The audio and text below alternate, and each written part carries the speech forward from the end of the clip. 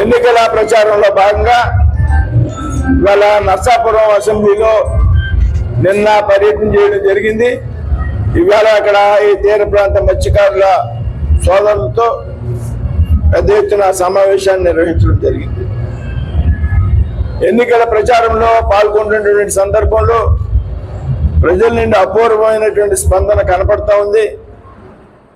మండు టెండలో సైతం ముఖ్యంగా మహిళలు పెద్ద ఎత్తున హారతులతో ఎదురు వచ్చి స్వాగతం పలుకుతున్న సందర్భం. మంచి ఫలితాలు వచ్చే విధంగా వారి స్వాగతం ఉంది. ఏదైతే ప్రభుత్వం మీద వ్యతిరేకత మనం ఊహించిన దానికంటే చాలా ఎక్కువగా ఉందనేటువంటి విషయాన్ని ఈ సందర్భంగా గమనిస్తూ ఉన్నాం. దాంతోపాటు ఏదైతే ఈ మూడు పార్టీలు బీజేపీ, జనసేన, టీడీపీల పార్టీల కూటమి ఉందో ఈ కూటమిని ప్రజలు పెద్ద ఎత్తున ఆమోదించారనేటువంటి విషయం కూడా అర్థమవుతా ఉంది. ప్రజలు ఈ కూటమిని స్వాగతించారు. అందు కారణంగానే ప్రజలు పెద్ద ఎత్తున నీరాజనాలు పడుతున్నారు. అనేక విషయాల మీద వారితో మనసులో ఉన్నటువంటి విషయాల్ని తెలుసుకోవడం, సమస్యల పరిష్కారం దిశగా ఆలోచన చేయడానికి కూడా మేము ప్రయత్నం చేస్తున్నాము. ఏదైతే నర్సాపూర్ పార్లమెంట్ నియోజకవర్గంలో పార్లమెంటు సీటుతో పాటు నాతో పాటు 7 అసెంబ్లీ అభ్యర్థులు ఎవరుతున్నారో వీరందరూ కూడా పెద్ద మెజార్టీతో ఎవరు ఊహించినంత వంటి మెజార్టీతో నెగ్గుతారనేటువంటి విషయంలో మొత్తం 1+7 కూడా ఇక్కడ నెగ్గుతాయి అనేటువంటి విషయంలో ఏమాత్రం అనుమానం లేదు. ఇక్కడ తీర ప్రాంతంలో ఉన్నటువంటి ముఖ్యంగా భీమవరం ఉండే అసెంబ్లీలో ఉన్నటువంటి మత్స్యకారులతో సమావేశాన్ని నిర్వహించడం జరిగింది. మత్స్యకారులకు సంబంధించి భారతీయ జనతా పార్టీ పెద్దపీట వేసింది.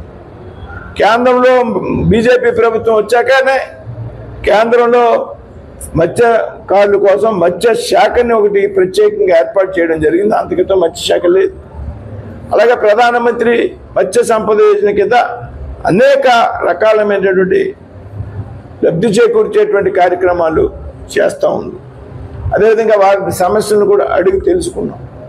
అదేవిధంగా ప్రధానమంత్రి విశ్వకర్మ యోజనలో ఈ మధ్యన 18 కుల వృత్తులు అవుతున్నాయి. ఆ కుల వృత్తుల్లో వారికి ఇచ్చేటువంటి పథకం కింద అందులో 2 వృత్తుల వారిని భారతీయ కేంద్ర ప్రభుత్వం చేర్చడం జరిగింది.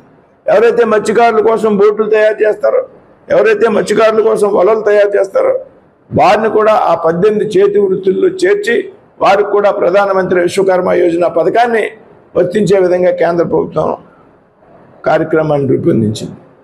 అదేవిధంగా వారికి ఇంకా కొన్ని ఇబ్బందులు చెప్పడం జరిగింది. ఏదైతే నిషేధిత సమయంలో వారికి ఇచ్చేటువంటి వృత్తిని కొంచెం పెంచాలని, అది కూడా అందరికీ రావడం లేదు, దాన్ని ఒక సిస్టమేటిక్గా తయారు చేయాలని, అలాగే స్టేట్ లెవెల్లో ఫిషర్మెన్ వెల్ఫేర్ బోర్డును ఒకటి ఏర్పాటు చేయాలని, అదే ఫిషర్మెన్ హౌసింగ్ కాలనీని ఏర్పాటు చేయాలనేటువంటి విషయాలు వారు ఆ దృష్టిలో పెట్టడం జరిగింది.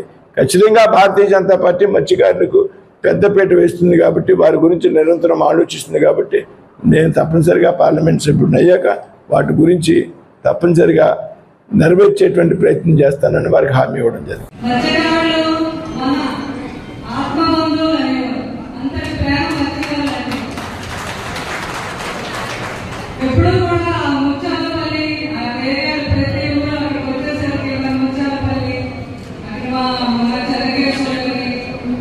ప్రతి ఒక్కరిని నాకు కూడా అంత ఇష్టం. ఎందుకంటే నేను ఒకటే చెప్తాను, ప్రపంచంలో ఎక్కడికి ఈరోజు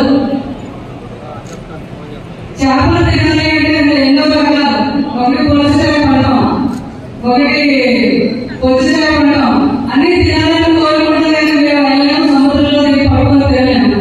కానీ వాళ్ళు ప్రాణాలను పరంగా పెట్టి వాళ్ళు తెచ్చి అమ్మలేదే కదా మేమందరం హ్యాపీగా తిని ఎంజాయ్ చేస్తాం. అంత గొప్పవారు మత్స్యకారులు అంటే మత్స్యకారులు ఎప్పుడు ఏదో ఒకటి చేయాలి. కృష్ణరాజు గారు అప్పుడే ఎంతో ఫండ్స్ సెంట్రల్ గవర్నమెంట్ నుంచి శాంక్షన్ చేసి వాళ్ళు పాపము బాగా ఎండలో శ్రమిస్తారు.